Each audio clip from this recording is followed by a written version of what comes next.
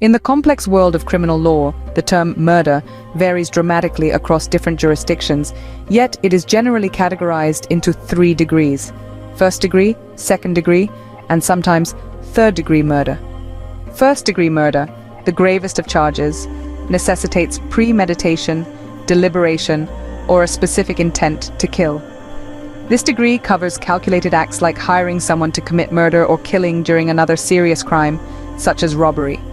In some places, the brutality or cruelty of a murder, even without premeditation, can elevate it to first degree, leading to the most severe penalties, including life without parole or even the death penalty.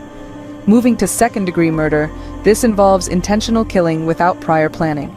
It might stem from reckless actions, like firing a weapon into a crowd or a deadly car accident under the influence.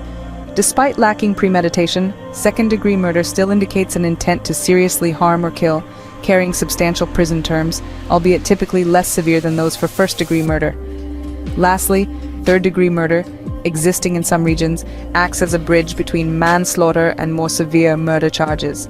This category includes deaths caused by recklessness or extreme negligence without an intent to kill.